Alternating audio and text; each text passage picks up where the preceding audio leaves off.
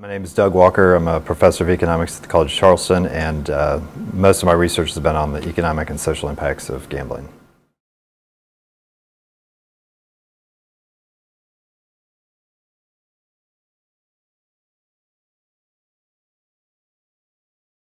Sure. So there's both economic and social benefits and costs that can be identified. Some of them are easier to measure than others.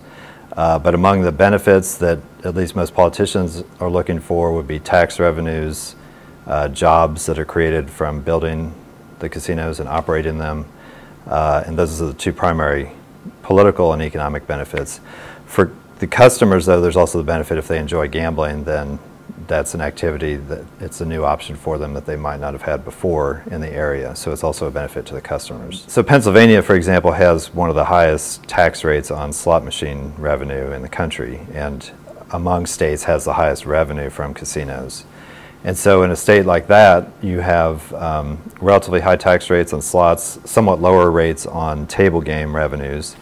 And what I think it allows the politicians to do is it enables them to either spend more, or it requires them to bring in less tax revenue from other sources, given they're going to keep spending constant, for example. So it might relieve some fiscal pressure on them. And so that's, I think, both the short-term and long-term effect of it. So it's different in terms of different states, the degree to which gambling or casinos helps the state budget. Of course, Pennsylvania also spends a lot of money, so bringing in $1 billion or $2 billion is helpful, but it may not make a huge difference. Whereas in a smaller state, a smaller amount of revenue might, make a bigger difference for them.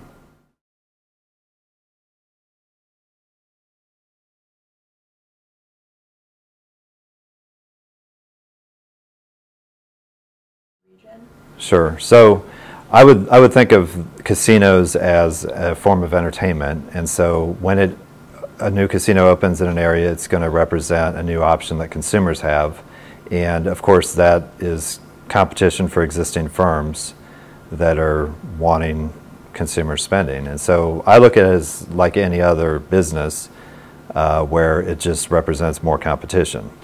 And of course, you're going to see some people in favor of that, probably consumers, because it gives them another option of how to spend their money, but then also existing businesses don't like competition. So you've seen King Street here, where there's lots of restaurants and bars, and of course that's great for people who live here and tourists who visit when a new restaurant or bar opens, because it gives them more options.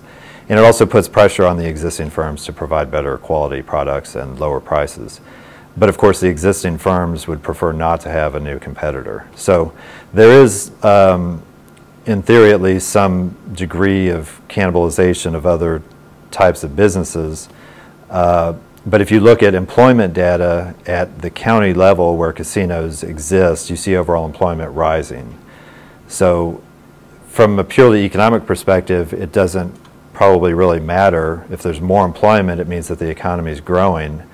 Now, whether people in the county or in the jurisdiction enjoy having more resources dedicated to providing gambling services and less for malls or movie theaters or whatever, that's a different question. But I think studies have shown and data suggests that there's an increase in employment overall, not a decrease. So that in general, that cannibalization effect isn't something that's really a problem unless you just don't like the idea of gambling.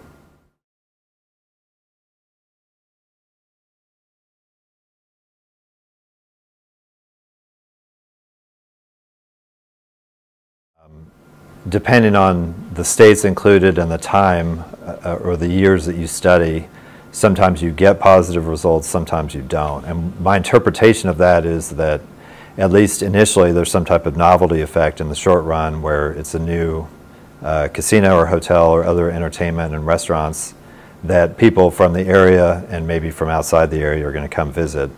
But eventually that novelty effect maybe wears off a little bit, and so over time the casino and whatever else is a part of it kind of becomes a part of the local economy, and so those impacts that you see early on maybe start to go away.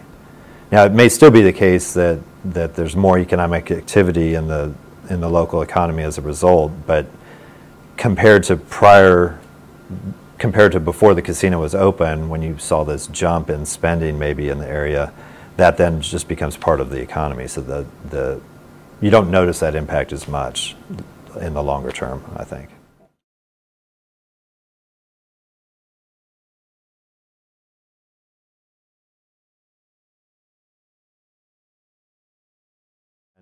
Most of those costs are attributable to problem or pathological gamblers, and now they're called disordered gamblers. So disordered gamblers, pathological gamblers, the terminology has changed over time.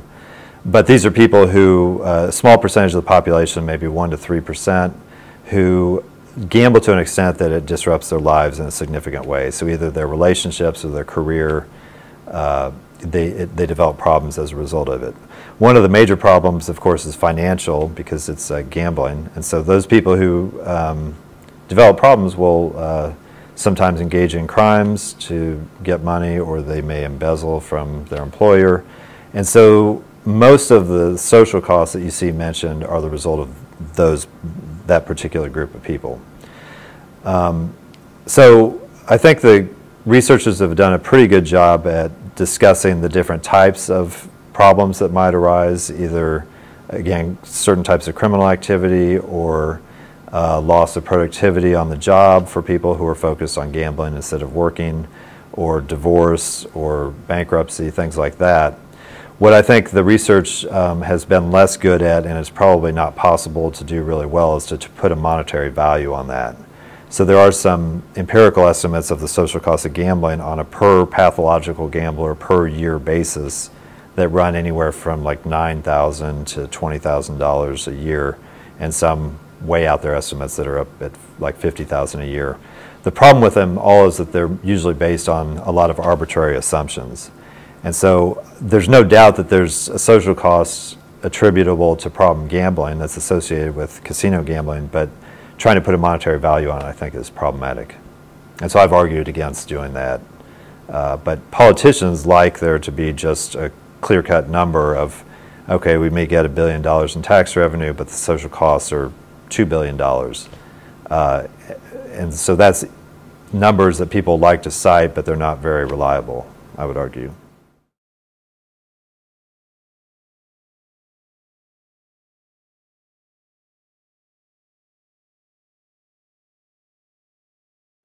A lot of states have lotteries. I think it's 45 or 46, and one of the concerns is always, if you introduce casinos, is it going to cannibalize lottery ticket sales?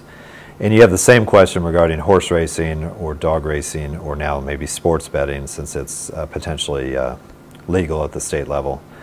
And there's been a lot of studies that have looked at how different gambling industries are related, and there's not a consistent negative relationship between those. So I think there is pretty good research that suggests that lotteries and casinos compete with each other. And I did a study with some co-authors that looked at Maryland, and we found that especially closer to the casinos, lottery sales decreased, but it wasn't a really significant amount, and it definitely wasn't enough so that the overall tax revenue still went up, even though you introduced two types of games that compete with each other. So there is going to be some competition probably among different types of gambling, but because they're taxed, the different forms are usually taxed at such high rates, the overall tax revenue is still probably going to go up when you do that. It matters probably also to some degree what's existing in neighboring states. So if you're surrounded by other states that have a particular form of gambling and you don't, then it probably makes sense, if your main concern is tax revenue, to go ahead and legalize it, because your people are leaving anyway to do that type of gambling. Casino gambling is probably the most common case where that exists. Lotteries are so common now, no one's crossing state borders to buy that, and I doubt many people travel too far to place sports bets or bet on horses or things like that.